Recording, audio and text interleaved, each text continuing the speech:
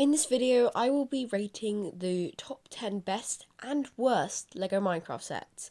So to start off, here are the top 10 LEGO sets of all time. Let's do this. Spot number 10 goes to the Illeger Raid. It's an awesome set with some pretty cool minifigures.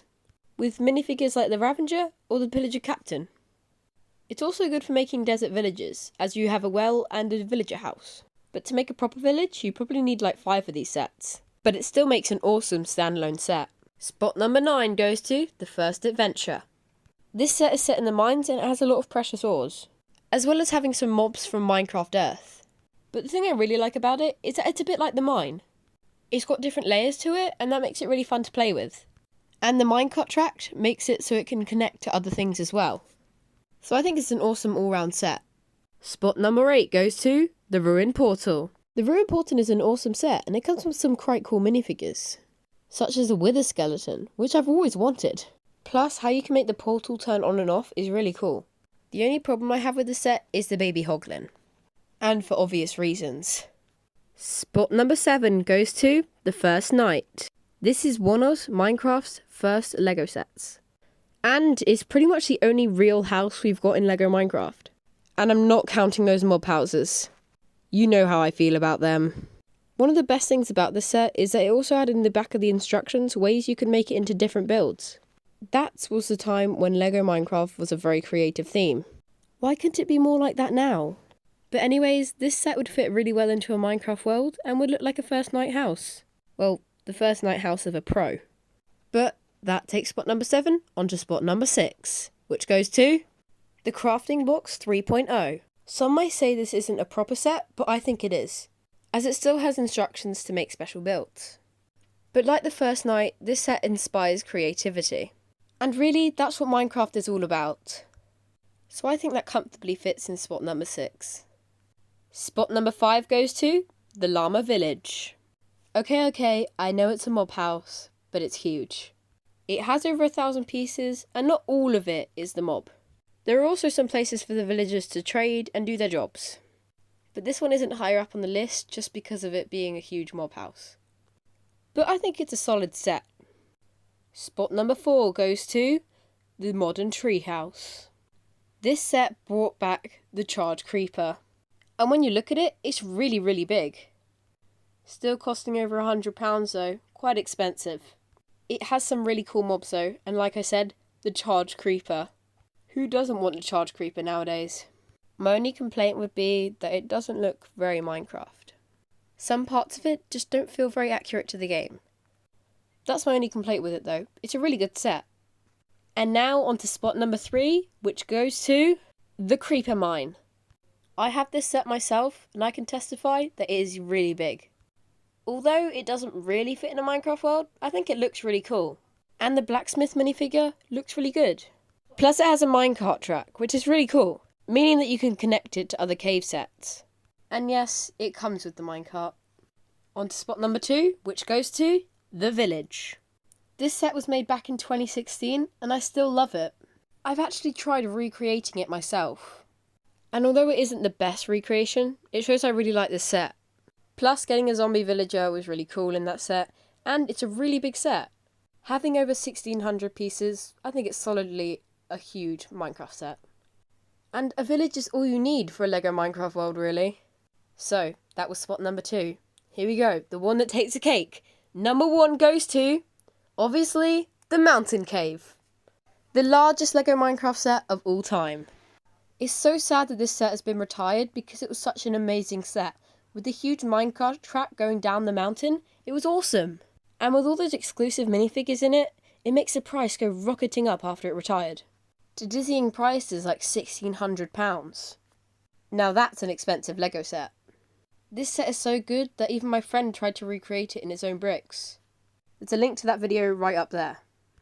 And it was just a huge set with over 2,000 pieces. It was so much further than any other Minecraft set that's ever been made. Which is why it takes number 1. So those were the top 10 best LEGO Minecraft sets. But now we'll look at the worst. So, here are the top 10 worst LEGO Minecraft sets of all time. Let's go. Number 10 goes to the Wool Farm. Now the wool farm is quite a creative set, as you can make the sheep into all sorts of different models. But as a set, it feels quite bland. And I think there could have been more detail in the set, such as the shears looking more like Lego Minecraft shears, instead of just looking like scissors. This is still a pretty good set, and is quite accurate to the game, other than those shears. But I just feel it could have been more detailed, and it just feels a bit bland. Spot number 9 goes to the Mushroom Island. Now don't get me wrong, this is quite a cool set, as it has the mushroom biome, and it's the only set to have that biome in.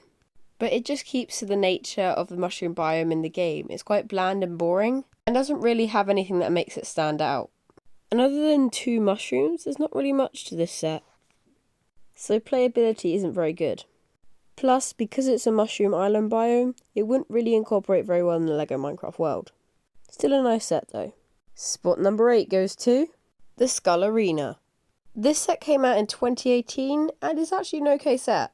The problem I have is that the build just isn't very good. And I really don't think this battle arena fits inside Lego Minecraft world. And the only really good minifigure you get in it is the Killer Bunny. It's still not the worst set of all time though, so that's why it's up here on the list. Spot number 7 goes to the Mushroom House. This set came out quite recently, and isn't actually the worst set. If I'm being honest, it just feels really bland and not very fun. And the only thing that I'd buy it for is that spider jockey. Because being honest, that mushroom build is kind of useless. And that's why that takes spot number 7. Spot number 6 goes to the Fox Lodge.